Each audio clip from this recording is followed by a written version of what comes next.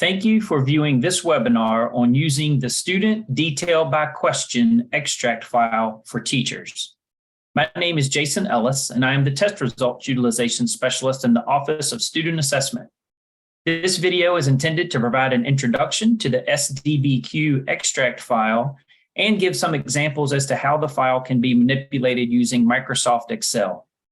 The demonstration within this video will contain data from the Spring 2022 Standards of Learning Mathematics tests in grades 3, 4, and 5.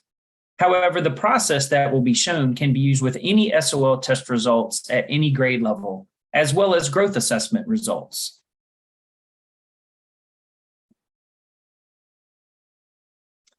The agenda for this training will focus on 3 tasks: how to access the sdbq extract file, what is in the sdbq extract file, and lastly, a demonstration of methods for manipulating the sdbq extract file with filtering and pivot tables. In order to access the sdbq extract file, teachers must be granted a level of access in Pearson Access Next.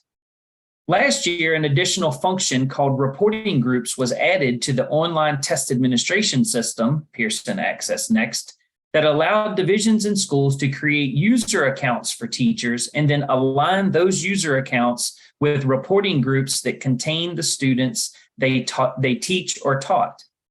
Additionally, that function will allow schools to assign this year's teacher to the data from last year's growth assessments and SOL tests administered in the 21-22 school year.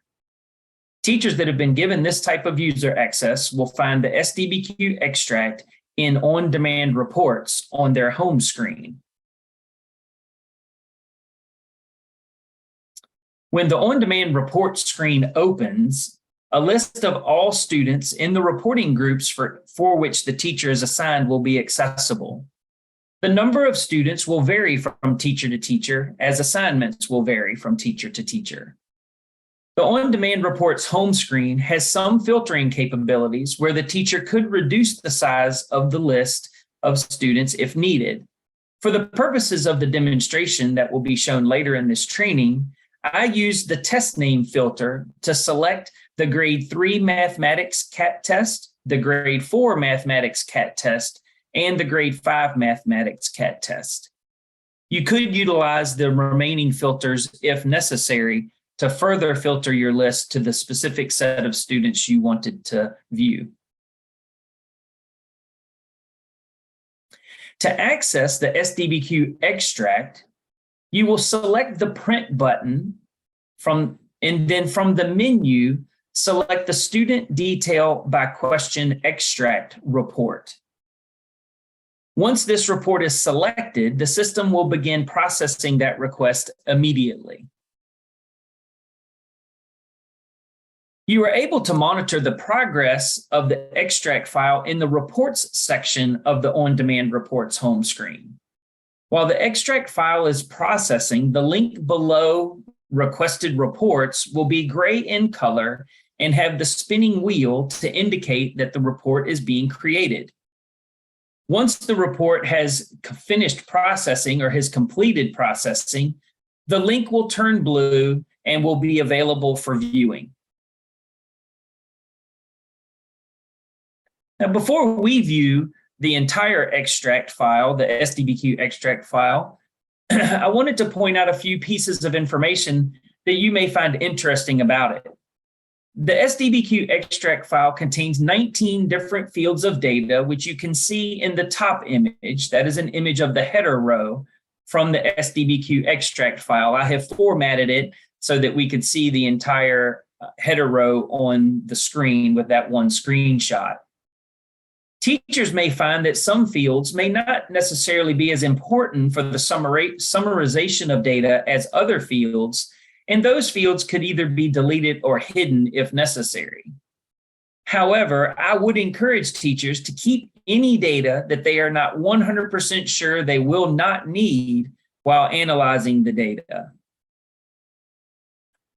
In the support section of Pearson Access Next, there is a layout description that describes all of the fields in the sdbq extract file and the values that are allowed in each of those fields. It may be helpful to review that document should you have any questions about a particular value in a particular field.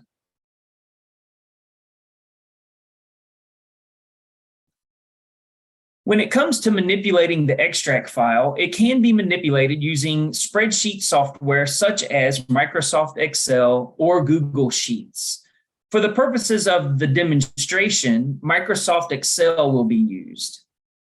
The demonstration will include an explanation and demonstration for using filters, as well as a demonstration of how to aggregate and summarize data using pivot tables.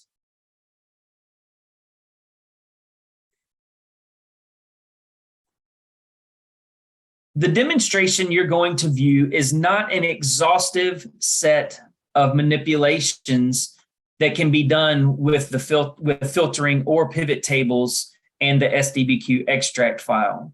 It is really meant to be an example of how the file may be used to review student data, as well as a starting point for your own exploration of the extract file. At this time, I'm going to stop sharing the PowerPoint, and I'm going to share with you a sample sdbq report. The data that you will see in this sdbq extract file will be fictitious data. These are not real students. They're fictitious students that's in a fictitious division in school called Judson County in Susbury High School in the file.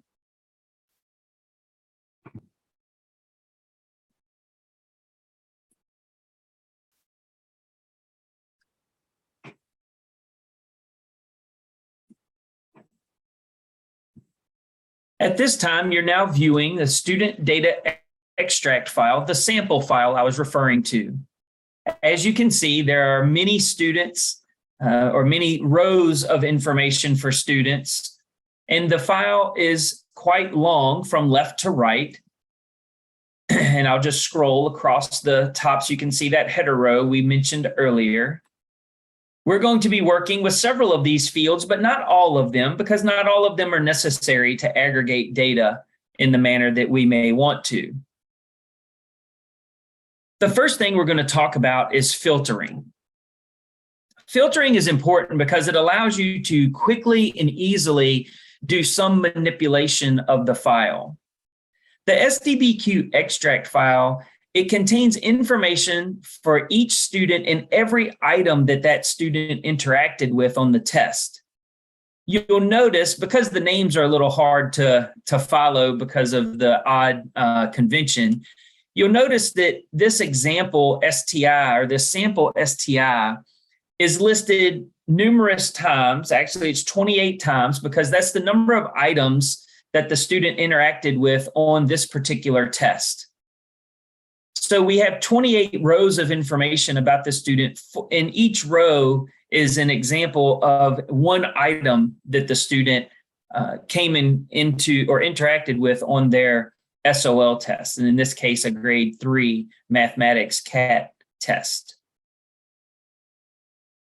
So the first thing we're going to talk about is this filtering option. And if you haven't used filters before, hopefully this will kind of whet your appetite to wanting to use them or experiment with them a little bit more.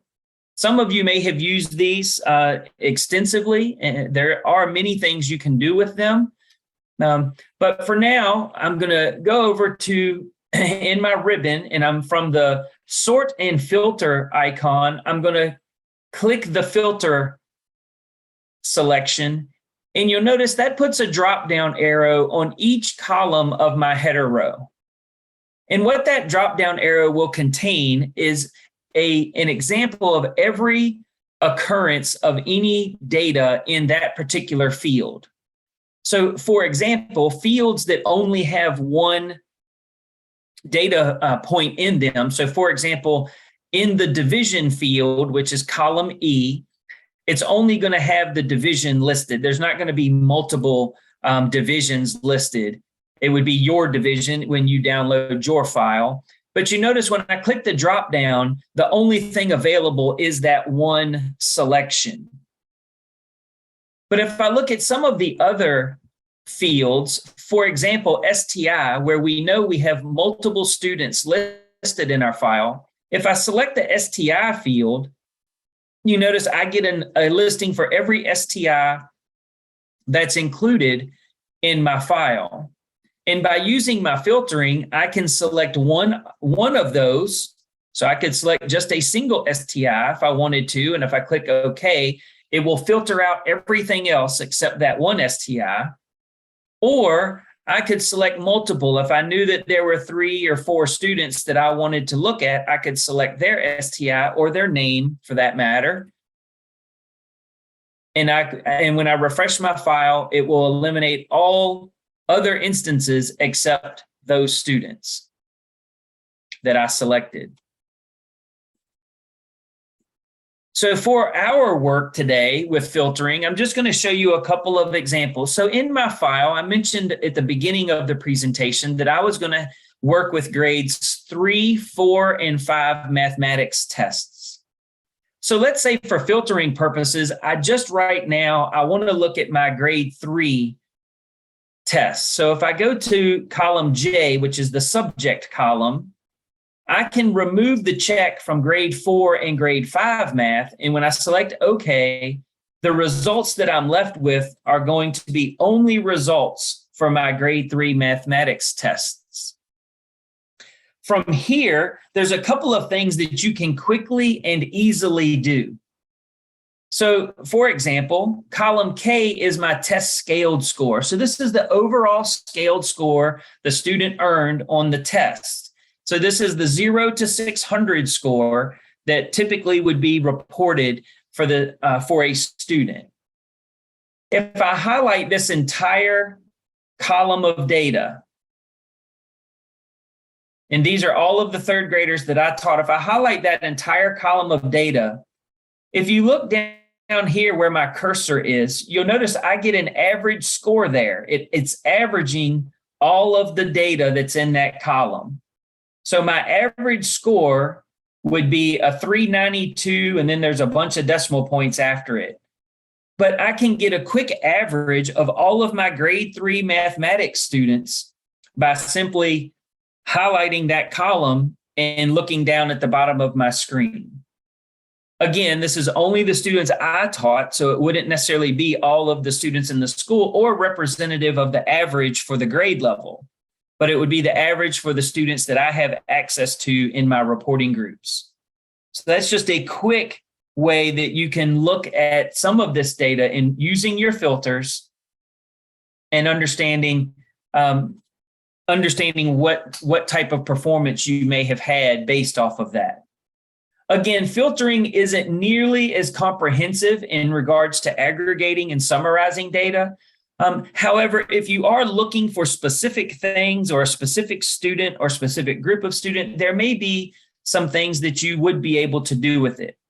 So again, that was just an example or a sample of information that you can get through filtering. What I really want to do now is talk to you about pivot tables. Before I do that, I am going to clear my filtering. And something important for you to know is once you've set filters, in filters, you can't really damage the data. The data will, all you might do is set so many filters that you can't remember what you set and in which order. And if that ever happens, if you go back to that sort and filter button in your ribbon, you can go down and you can clear all filters. So if you clear all the filters, it's as if you never cut them on. So even if you've set 5 different filters, it's going to remove all 5 at one time. So now we're going to talk about pivot tables. Pivot tables are a very powerful tool in Excel that will allow you to manipulate the data, summarize and aggregate the data in many different ways very quickly. So we're going to spend a little bit of time talking about how you do that, and then I'm going to show you one example that you could utilize, and hopefully that, again, will be enough to inspire you to look into using pivot tables a little more often. To create a pivot table, that's really the easiest part. As long as I've selected my data, so I can go to the home button here in Excel and I can highlight all of my data. I go to insert up in my ribbon, and I go insert and then pivot table. When the wizard opens, it's going to ask me for the data that I want to create the pivot table with, and I've selected all of my data. And it's going to ask me if I want it on an existing worksheet or a new worksheet. I typically pick new worksheet because it gives me a clean working space. When I click OK, you'll notice at the bottom of my screen, a new sheet was created, sheet number 4. I still have my original data tab right here, but now I also have this tab where my pivot table, where I'm going to create my pivot table. So typically what I will do is I will rename that tab pivot in case I start working with this data, have to save it and leave and do something else and then come back to it. I know that that's the tab that my pivot table was created on. This area that you see on the left side of the screen, it's really just a holder for where you're going to start. When you start dragging information into your pivot table, it's going to start populating in this area of the spreadsheet. What I want to talk to you about now is the pivot table fields that you see on the right-hand side. This is kind of the engine that drives your pivot table. The pivot table fields you see in this list are all the header row names from the spreadsheet that you have. So if you go in and every item that you see in this list should match up with every header row name or each header row name that you have. When you begin creating your pivot table, you're going to utilize these names and the data that's within them in your original data set to create the pivot table you want to work with. These 4 areas down here, and I'll call them quadrants, these 4 quadrants each represent a different portion of the pivot table that you are going to create.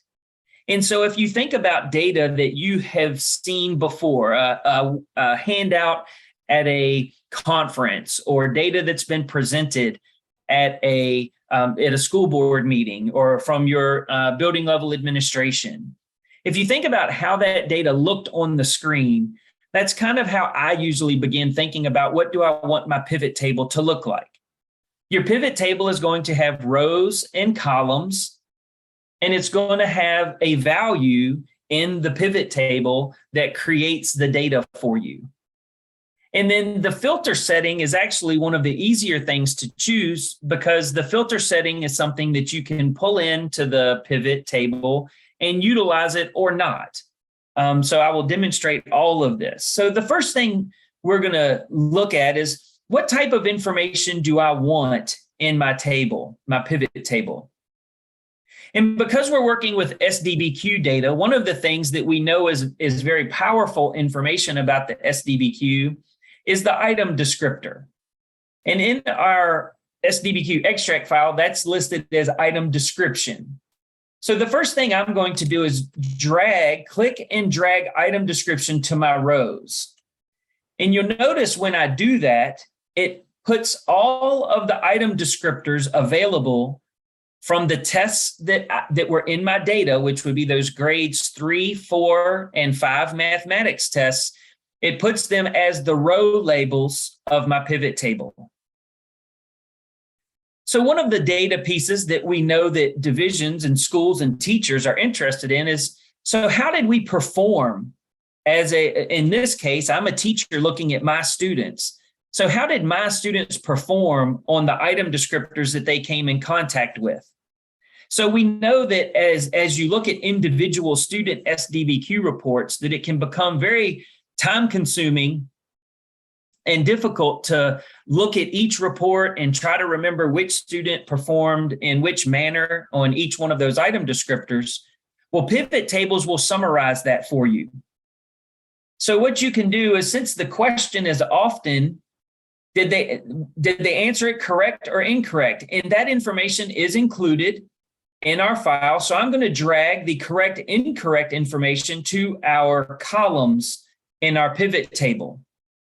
So what this is saying is on the left-hand side, we have our rows, So this is this is where we're going to create data about these things. And what we want to know about these things is how many students answered them correctly and how many answered them incorrectly. Now, this blank field is a field that pivot tables adds because we don't have any blanks in the data. So I usually will take that blank off because we really only want to know the correct and incorrect responses.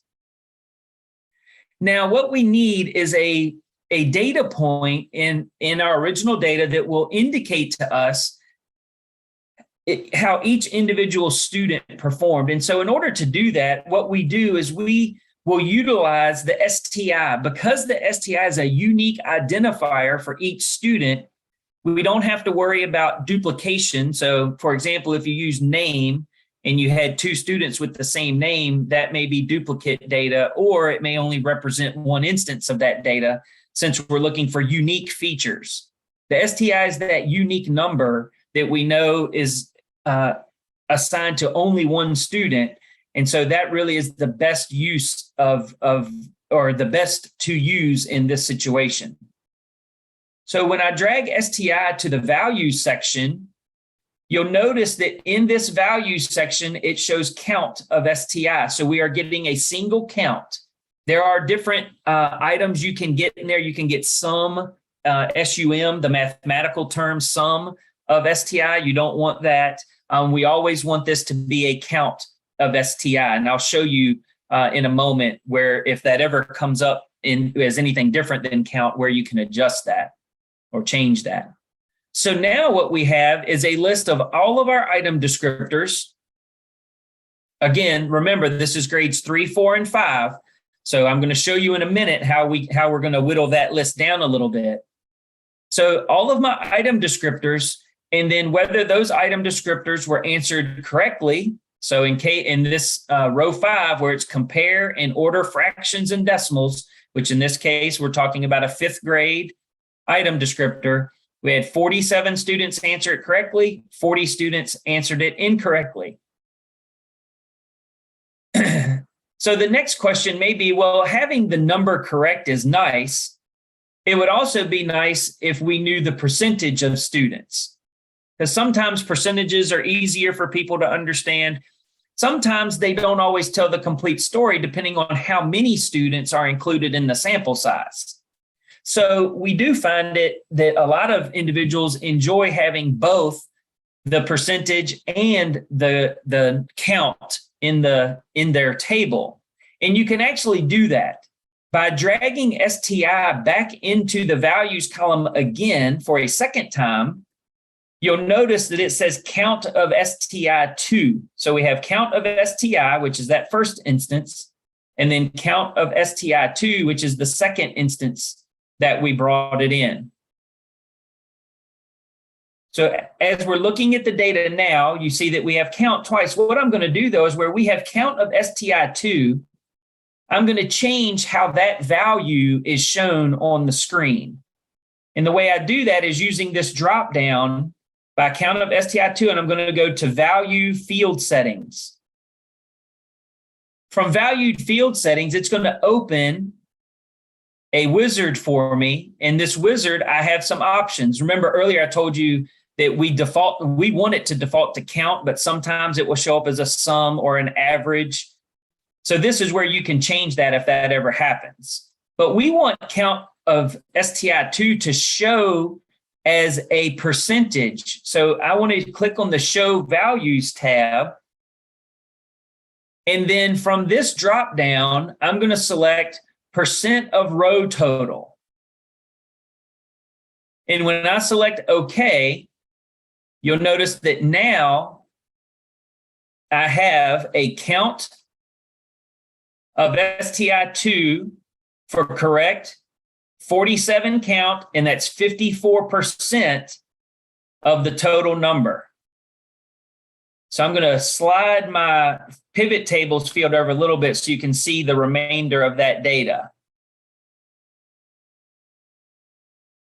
So now I have every I have every item descriptor. And with every item descriptor, is indication of the count of students that answered it correctly, and then the percentage of students that answered it correctly. And then again, the count of incorrect responses and the percentage of incorrect responses. From here, the next question you might have is, well, what if I wanted to see this data instead of all of the grades, all of the tests that I have at one time? Can I see them individually? And that is where you could take your subject field and drag it to your filters. And filters are placed at the very top of your pivot table. So you see column A, cell 1 is now my filter. And if I go to column B, cell 1, where it says all, if I click that drop down, I could select just my grade 4 mathematics test and click OK. And now it filters my data to where all I'm looking at are my grade 4 item descriptors.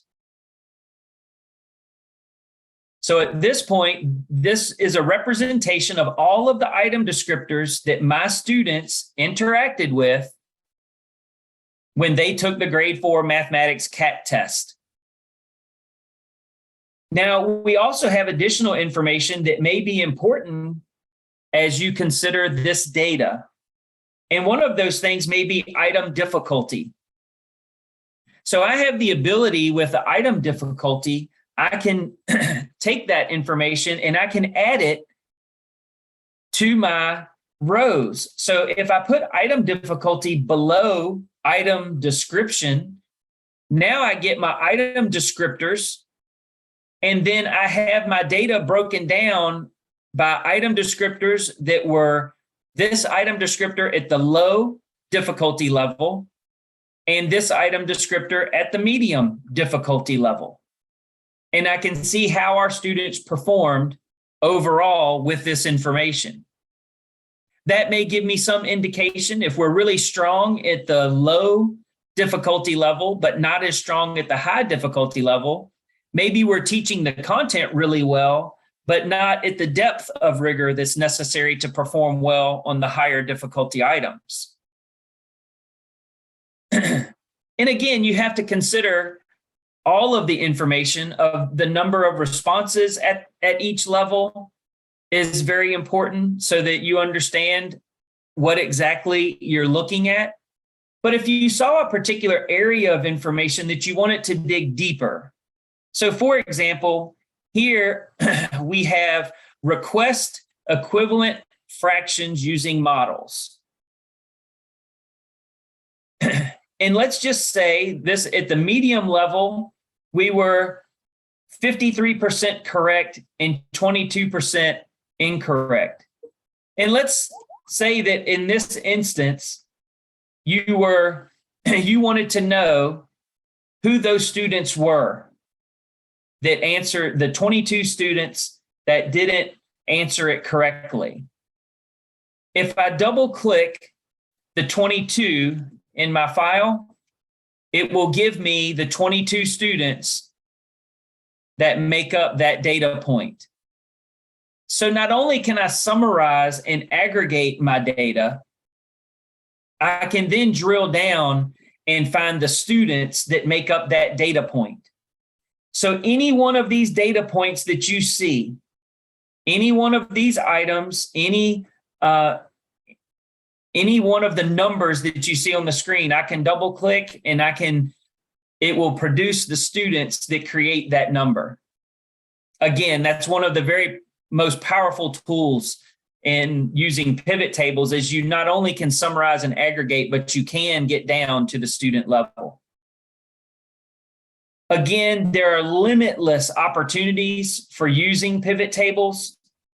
There really shouldn't be any fear as to what you're doing with the pivot table because you can't harm the original data.